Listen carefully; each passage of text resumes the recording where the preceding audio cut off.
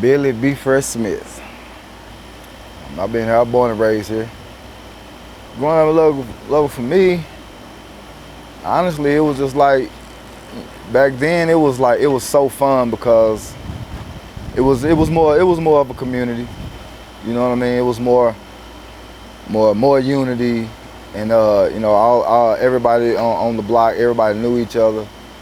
You know what I'm saying? We would walk the whole entire block. We would walk from Parkway to Dunbar to wherever, you know what I'm saying, just walking or riding our bikes. You know what I'm saying? And it's just, coming up and love it. As a kid, I mean, of course we had our trials and tribulations, the struggles, typical struggles, you know what I'm saying, destitute, you know what I'm saying, not having and doing these type of things. I come from the same struggles a lot of people come from, but it was fun.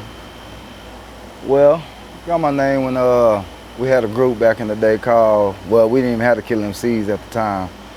And I used to beatbox real tough, like real serious, like, you know what I'm saying, sound like Dougie Fresh. And it was like, and my cousin used to always be like, man, that's fresh. Man, that's fresh. And so it stuck. So it was Be Fresh.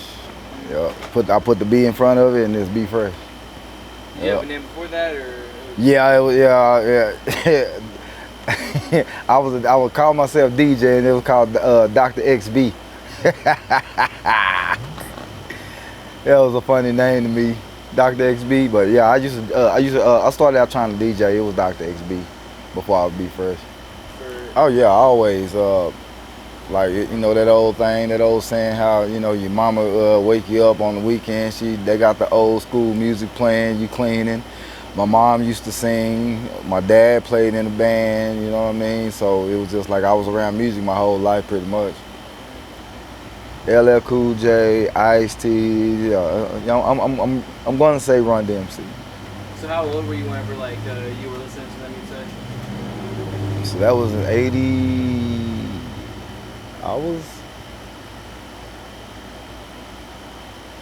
I was about 15, 14, maybe. Yeah, I used to play the tenor saxophone. How old were you? I was in high school. No, I started playing tenor saxophone in 7th grade, and I got pretty good at it. So did you ever get into producing then either, or you just played that one instrument? I just played that one instrument. We was in the band, and then we did jazz band, and I used to get outstanding soloist when I used to play. That's how I used to be that good at it. So, but I don't know. I just never kept going. I wish I should have, but because I just love sounds and music and instrumentation. I love all that. Mr. Coop described Johnny T as the Dr. Dre of the hood. Would you say that's a fair comparison? I would believe so. Like him and Fat Cat, especially together, it's just like they. I don't know. They producers have a mind that we would never know about. So what I'm saying, it's just they mind that they think different. But yeah, they call him. Yeah, I would say he's the doctor. Him and Fat Cat. I would say they the Dr. Dre's of the hood. So how'd you meet Fat Cat? I've been on Fat Cat since the 3rd grade. 3rd grade. In Boy Scouts. Yeah. Yeah. I had me and the guy that grew up in Parkway Village Apartments. His name was Michael Cross.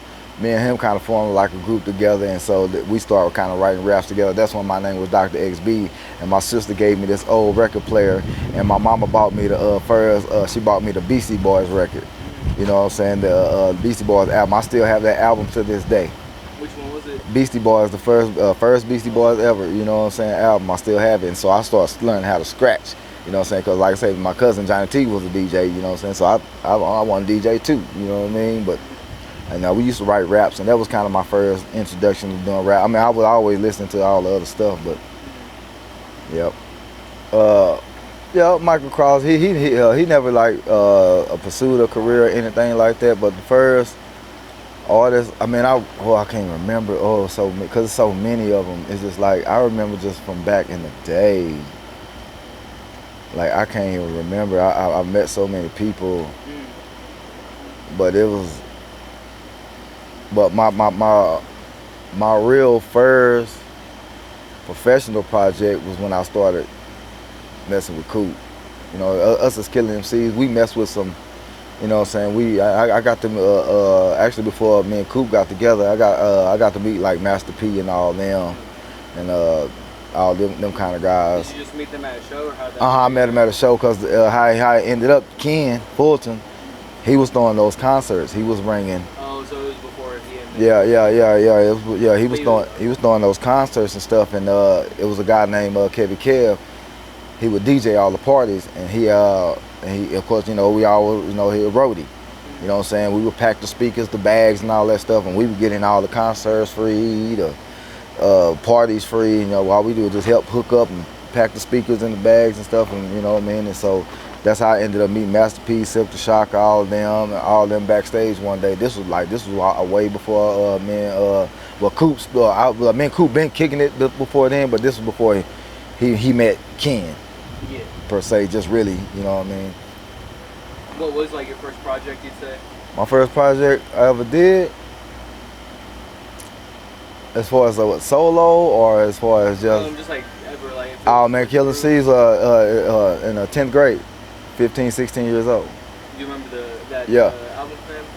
It wasn't an album. It was we were young. And they was getting ready to have a talent. They had they actually, it wasn't a talent show. It was just a show.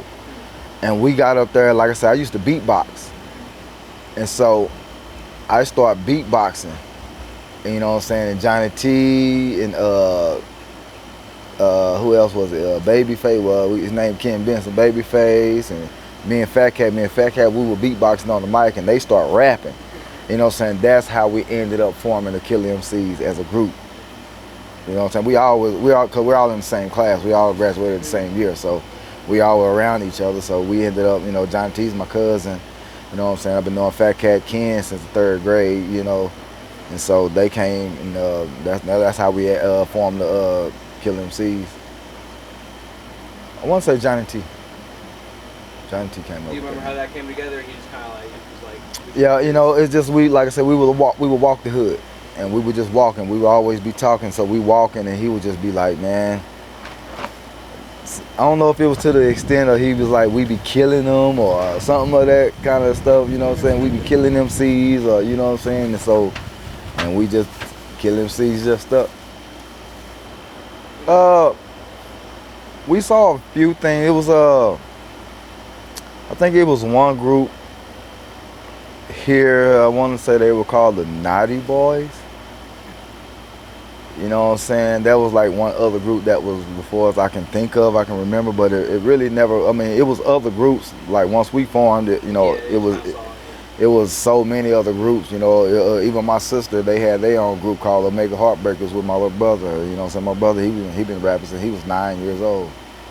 You know, so it's just, yeah, it was, but far as the first to make a major impact was us, Killer MCs.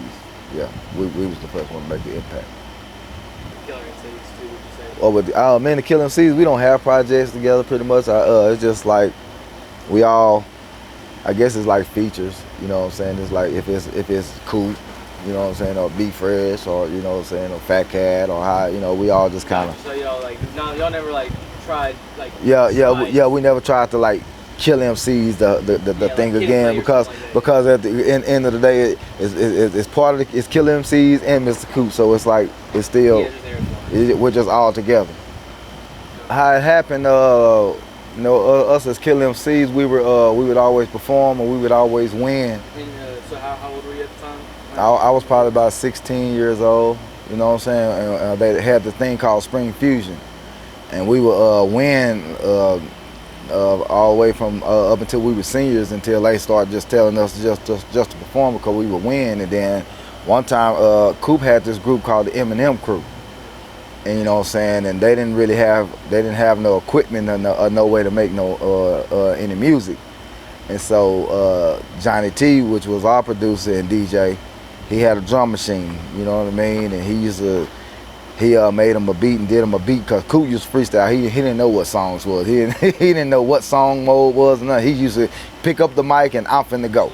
Yeah. And so he made a beat on the spot, and they did that show, and they won that show, and they won a trophy that big. Yep, and so that's how we all just kind of start connected and gelling, you know. That was the Spring Fusion. Yeah, Spring Fusion, yeah. Actually, like I say, Poisonous Game, he pretty much, the original Poisonous Game, he had already had, he was doing it. You know what I'm saying? I was on some songs on there. We all came together. It was almost like a compilation. You know what I'm saying? Like I said, we were all rapping, and so yeah, you know, I won't say I helped, but you know what I'm saying? Like I said, he had that going on, and then when Ken came along, that's when we put it into professional mode, and then I was a big part of that. You writing, or would you just be like, you always just be kicking it? Yeah, Like ideas. he started out no paper, no nothing. Everything was freestyle. Everything was freestyle, and Johnny T had a certain way of knowing when to cut him off. You know what I'm saying? And so Johnny T kind of molded him into start writing. And so, you know what I'm saying? So when he started writing everything, because Coop, when he started writing, and if he wouldn't have a beat, he would have a pencil when he's writing, and he would hit this is beat. Every time he writing, it's like hitting on his pad. And that's how he would start writing. You know what I mean? And so and so he became a good writer like that. And like stay by his side. Because and I gotta get this story, because like I say, this is Killer MCs. We like I say, we're older now. We graduated. Like I say, you know, we're helping each other now, Coop. And we had this manager named Cash Money. And so we had female groups, you know what I'm saying, singers, you know what I'm saying, rappers, dancers. It was like he was managing the whole festival of us. And so one day we had a meeting, and he set us all down, and he was mad. Because, you know what I'm saying, it was, you know how it is when you're young, it's bickering, this thing's not going right, everybody not wanting to practice, ain't nobody want to show up to practice, don't nobody want to do work, you know how that is. And so one day, he was fussing, and the manager was fussing. He was just like, man, y'all ain't ready. Y'all ain't ready. And so I just stood up, and I say, well, I'll tell you one thing. I said, we might not be ready. I say, but Coop is ready. And so he said he didn't understand that. He was just like, he said, how would another man from another whole group tell me how ready I am, and he tell his group he ain't ready? Yeah. And so that's kind of what formed our bond, because he was just like, man, that man really believed in me. And it's just like, I seen something in him. I love music. I do music. You know what I'm saying? It's just like you can see when something's good or great. You know what I'm saying? Sometimes you see greatness in things. You know what I mean? I seen the good. You know what he had in him. Honestly, I can say it's a lot of them, but I can just say a show me and Coop did in Atlanta, Georgia. In where? In Atlanta, Georgia. What's the story behind that? We were on a 2-week tour, and it's these guys that used to do everybody's graphics and album covers. They used to do E40, Too Short, Master P, Funky Fat, yeah. And so they had like a conference down in Atlanta, Georgia. And so they invite, it's a rap conference. And so, you got rappers trying to make it just like us, you know what I'm saying, just everywhere, just flooded, everything, everywhere, And so like we say, we're on tour. We get to Atlanta, we kind of, get lit, and we sleep, you know what I mean? And we get up kind of late. And so Too Short called Ken, and he told Too Short, they gave him the address. Too Short told him they'll meet each other up there. So we went up there to the conference. It's at a big hotel. I can't remember what hotel it was. And so we were out there, man. Like I say, I'm from little old Lubbock, Texas. I'm looking at all this. Well, I'm looking at this, Too Short sitting right there in his drop top. He got his ice, his girls behind him with big body Benzes and Range Rovers. And I mean, you see all these entertainers and athletes and rappers, all these nice cars out here. I'm like, whoa, it's nice. So anyway, we, when it's time to go in, us Too Short, we all get on the elevator, and the dude, one of the dudes that's over the Funky Fat graphic thing, we all get on the elevator, me and Coop, and we going up to the room. We roll us a J. Man, this is the weirdest thing to me. We were on the elevator smoking a J in Atlanta, Georgia, just in the hotel smoking a J. It was weird, but anyway. And so we get up there. They was giving us shirts, hats, and all that kind of stuff. And then we went back downstairs, and And so we were mingling, you know what I'm saying? Like I said, there's a lot of rappers there. Everybody passing out cards, passing out CDs, posters, flyers, that kind of thing. And so and then we did, you know what I'm saying, we had ran into Richie Rich, because Coop had already had a song with Richie Rich. And he was busy too. He was just like, I'm gonna get back with y'all, give me a second, you know what I mean? And so they were kind of really wasn't gonna do no performances at first, because they was just like, man, because Too Short supposed to perform E40 and all those. And so the dude that was over it, he was just like, nah, we're gonna go ahead and continue the show, because Big Texas, he just called Coop. He called Coop Big Texas. Big Texas gonna perform. And so mind you, it's at a big atrium. So we get to the atrium, you know, and they find, you know, back then it was ADATs. You know what I'm saying? A little thing about that big, it was ADATs. That's what we played our music on, you know what I mean? So they put the ADAT on, they queued the music up there. I think it was maybe another group performed on before we did, you know what I'm saying? You know, it wasn't that many people in there and all that. And so we get in there, so now it's our turn to go. So now, you know, it's like I said, it's still not packed. A lot more people coming in, they're coming, you know what I mean? And so by the time, we start performing, and by the time we're in our second or third song, because somebody actually was hating in the crowd. Somebody had said something slick. You know what I'm saying? They had said something. Remember that though? Yeah. And then me and Coop, I don't know what it was. It's just, I don't know, we gave each other that look. And by that third song, the place then got packed. And by the time we were doing Them Laws, it seemed like the roof was gonna pop. Cause we had everybody screaming, F the police. It was that loud. Just all the rappers, middle fingers in the air. It was just, and from then on, every song we did was rocking. Everybody was turned up. That was my first taste of limelight and cameras flashing and microphones and interviews and all that stuff in my face, and that was like one of my best times ever, man. Man, that was so fun, man. So that was my most memorable show. You have a video of those by chance, or you? Nah, you know, we didn't have no YouTube, none of that kind of stuff back then. I don't know if anybody would have that on film. I would love if somebody had that on film. Ken, I don't know if Ken has pictures. He used to have a lot of pictures that we took. You know, I have some, but I don't know how many or where they at. To take music farther, if it could have been like. Oh yeah, most definitely, yeah. I feel like me and my guys could have made an impact in hip hop. I mean, we made an impact around here, of course we did, but you know what I'm saying? I feel like we could have made a big old impact. Mm-hmm. So what's Parkway of Life? Parkway of Life? Parkway of Life actually came from one of our people we know that's locked up doing time right now, and he you know what I'm saying, it's and then his kinfolk, actually his brother is out here, and it's always Parkway of Life. They always would just say it's a Parkway of Life. Everything we did was Parkway, because we was repping our hood, you know what I'm saying? So Parkway of Life. And so one day I was working on a mixtape, and I was like, man, I was calling all my guys, you know what I'm saying? At this time, Coop's locked up. And so I'm calling all my guys, and I'm like, man, y'all come on, man. I'm gonna put this mixtape out, you know what I'm saying? At this time, I'm kind of buzzing. I got a little something going. And so I'm like, come on, y'all. And then my partner Cotton, he was just like, man, he said, instead of just doing your mixtape, he said, man, let's just put out a compilation. And so we was always talking about the Parkway, and you know what I'm saying? Well, you know, this is a Parkway of Life, and we like, let's call it Parkway of Life. Stepper, you know, Stepper them came up with that. Hood Ready. And was there multiple parts, or there was just one?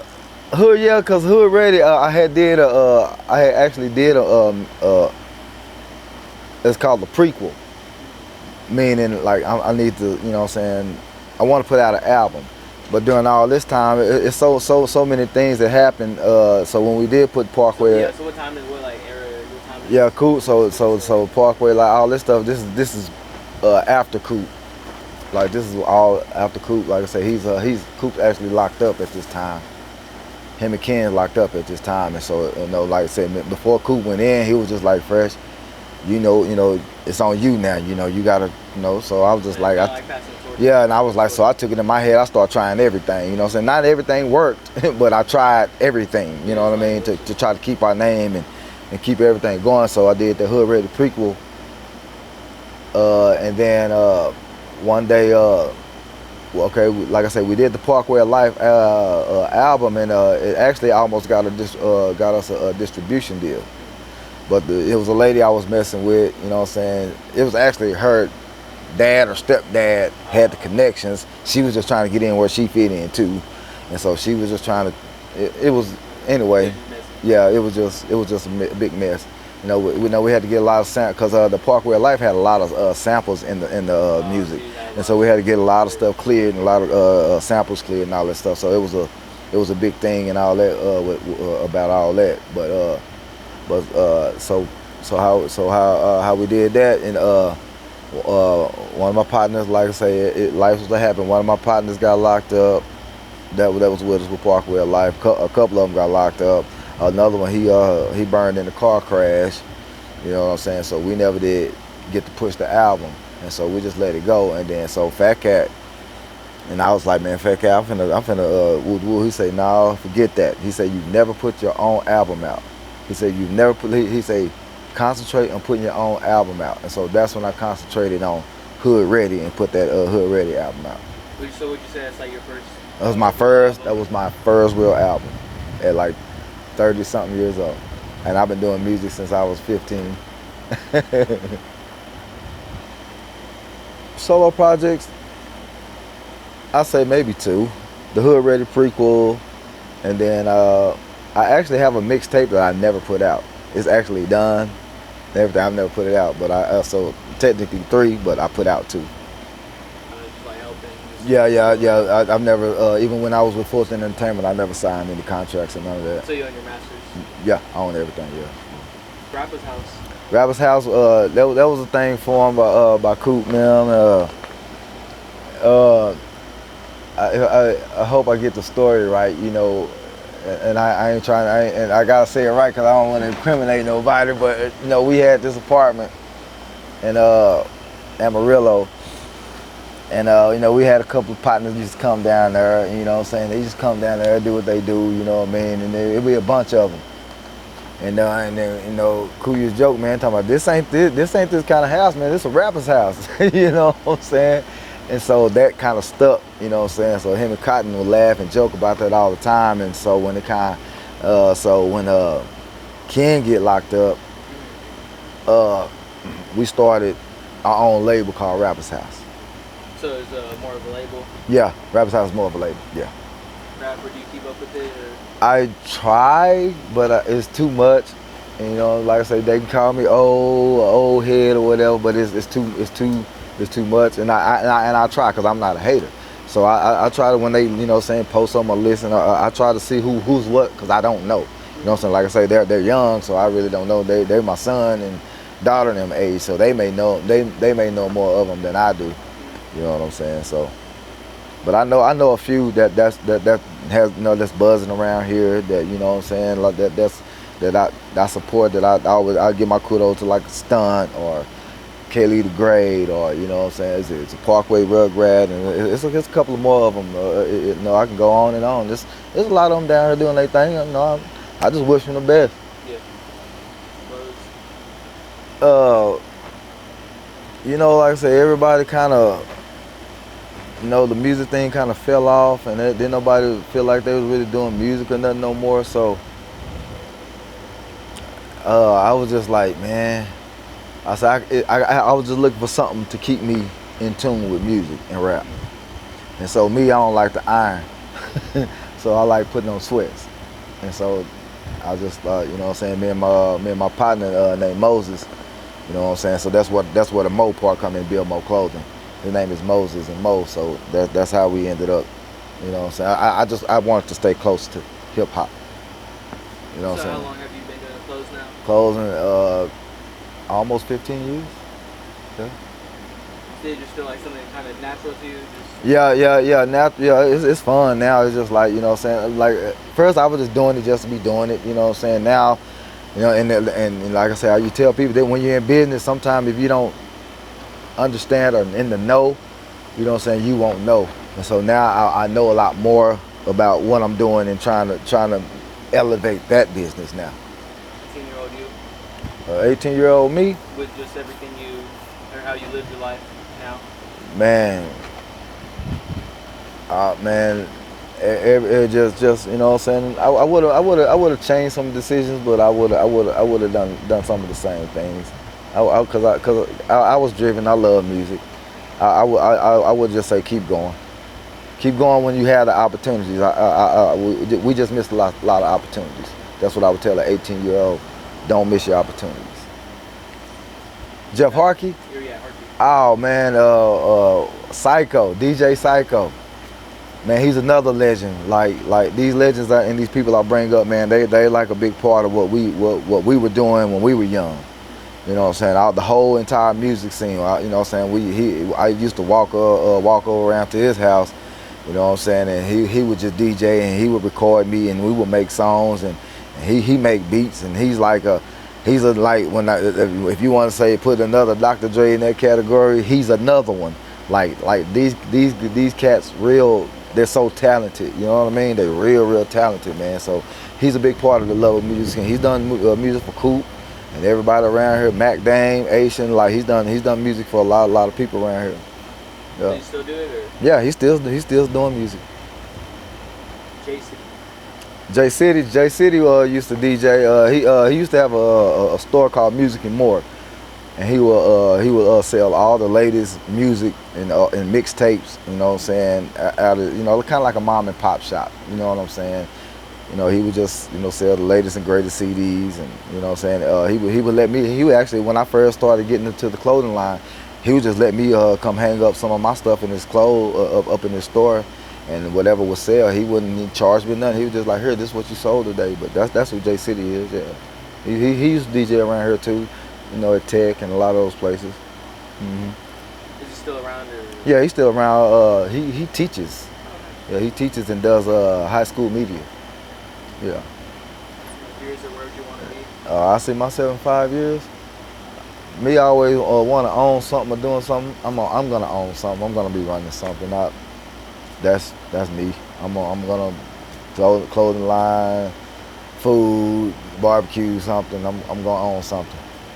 Yeah. You just gonna keep on mostly doing clothes, or what do you have planned? Yes, it probably won't be this year, but I do know. Hopefully this year. Well, we're gonna work on the documentary. As you can see, we're interviewing now, but we're talking about doing new music. Talking about doing some new music. I want to give the city of Lubbock their flowers to the people who actually support and the people who are actually genuine. You know what I'm saying? And I want to give those people their flowers. There's a lot of them I can't name right now, but they the people know who I fool with and who we all mess around with. They know. I just want to give all of those flowers, and even the up and coming rappers, man. If y'all gonna do it, man, do it, and don't stop killing each other about it. You know what I'm saying? Don't stop shooting each other about it, but go get that paper, man, and take care of your family, man. So I just I do want to give all the Lubbock, you know what I'm saying, people in my city their flowers who are really genuinely trying to do something. What happens after life's done with life? What happens when life is done with life? You pray you're on the good side.